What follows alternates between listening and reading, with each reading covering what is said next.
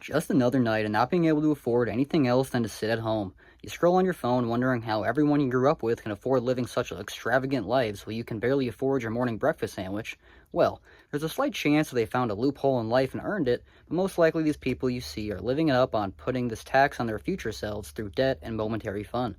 In this video, let's spend some time discussing how the majority of the luxury fun you see living around you is actually a facade. And if you personally have been enjoying my daily doomer commentaries over here on the page, feel free to like, comment your thoughts, opinions below, and subscribe to see my daily videos right here on the channel. And a huge shout out to the handful of you that have been checking out those links down below in the description. Those are some of the best ways to support me and the content right here. Now, let's begin this shit show.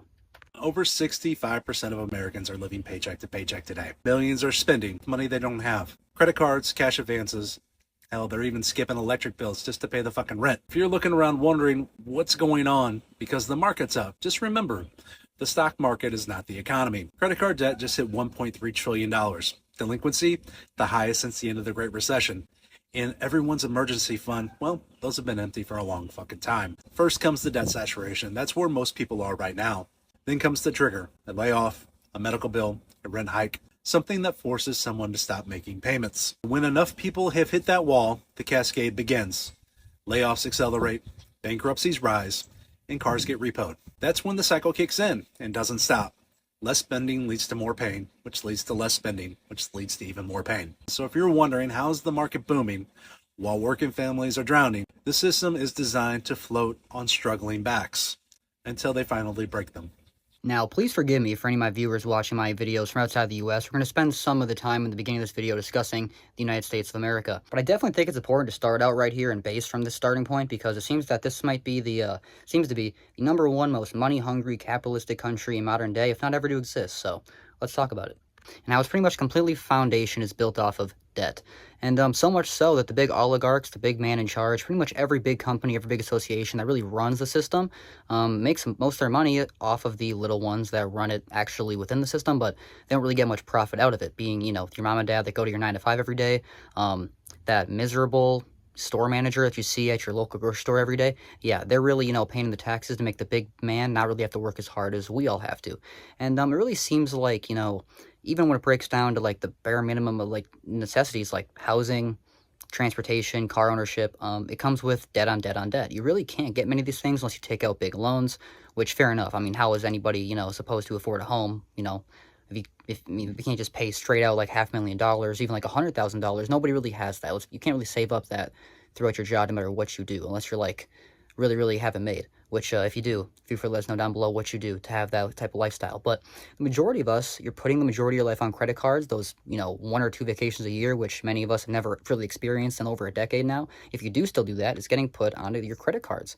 And that's really just costing your future self, which is just putting this in this nonstop cycle, this endless loop of struggle. And the average individual can really only sustain this for so long until this cycle breaks. And there's really not much more money to borrow. You've kind of already loaned out to all your, you know, debtors, and all the people is just the interest is piling. And then when all this interest adds up on each other, you're pretty much making nothing when you work and work and work. And now you have to work harder than you initially did with pretty much no payout at all. So feel free to let me know how your debt is if you are an American, if you're outside the U.S., if your country, if you are outside the U.S., kind of runs on debt, if you think your average citizen has more debt than not, because it seems in the U.S., over half the people here literally live their entire lives off of credit cards, debt, and someone else's dollars. So let me know down below in the comments. Definitely a crazy world, but interesting. Your debts are absolutely killing you financially. I have to show you this example. If you have a $60,000 student loan, a $40,000 brand new car, and a $15,000 credit card, your total debt is $115,000 and your monthly payments are $1,700 a month. But in the first 5 years of your student loan, you will have paid $14,000 in interest and lit that on fire. Now, after 5 years, you'll only have $34,000 remaining, but you did burn that $14,000. Now, this is a college degree, so that's an investment and you could be making more money, but I'm talking just about the loan. Now, your car, you will have burnt $6,500 on interest in the first 5 years. And yes, your car will be paid off in 5 years,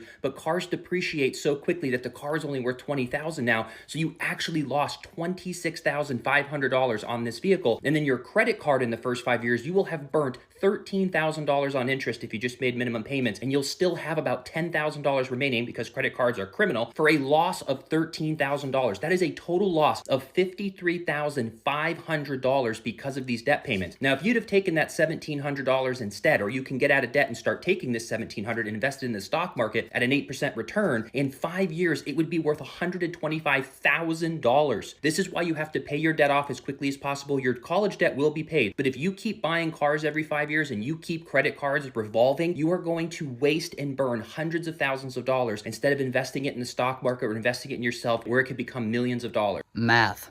The one subject that pretty much nobody liked in school and now absolutely none of us like as adults. It just seems to continue to linger with us. It seems to just follow us along throughout our lives. And it seems that, when it comes to finances, debt, math is the whole solution here. And something people like to avoid, they like to ignore because it gets stressful. It's like, ugh, ooh, look at those big numbers. Oh, I owe that. Ooh, the interest. Oh, what? Money? Whatever, forget about it. But at the end of the day, it's something that literally controls all of our lives. And so if you really think about the majority of the debts that the average individual has to take out, it's really something that is not really a choice. I mean, most people need a vehicle to get to and from. Most people need some sort of, at least they felt like they were taught they need some form of education to get whichever jobs, careers, employment that they're trying to hustle through. As well as once you reach a certain age, I mean, like, how's your credit score? Oh, do you have kids? I mean, if you maybe need money, you maybe need some loans. So credit cards seem to be almost a must for the average person, especially in the States, as we covered earlier in the video. So it really seems like many people don't really have much of a choice. And then, like I even stated a little earlier in the video as well, all these debts, all these percentages, all these interest rates, they keep piling up till it's like, what are you really working for? You're working for other people. And it really started out as to, kind of push yourself ahead, which really just ends up keeping yourself continuously falling behind. So what are your thoughts, opinions on the current state of the system? Do you think that it's just completely ran off of debt? Do you think that the whole banks is a whole scam as it is? Because technically they're all pretty much run off of like imaginary money if you really want to break it down. I've done past videos discussing the banking system and how it all works, and it seems like a whole facade. But anyway, feel free to let me know your thoughts, opinions. Do you feel like you have the cheat code? Do you feel like you kind of have it all figured out and you kind of have it made for yourself? Or are you one of the people just like me and many other folks watching this video, and if you check out the comments, I'm sure you'll probably relate to a lot of the other sentiments that are around here in this group, that we're struggling. Life sucks, and we're not really in the big group of people that have it made. We are the people that are making the system go along and having the screwed part of it. So feel free to let me know down below in the comments. So over 60% of Americans are living paycheck to paycheck right now. What happened? We're under the Trump economy now for 6 months. Didn't everybody get their big Trump raise? I thought as soon as he got into office, you would go to work and your employer would be gracious enough to give you a big fat raise because Trump was elected. This country has got to stop putting the billionaires first.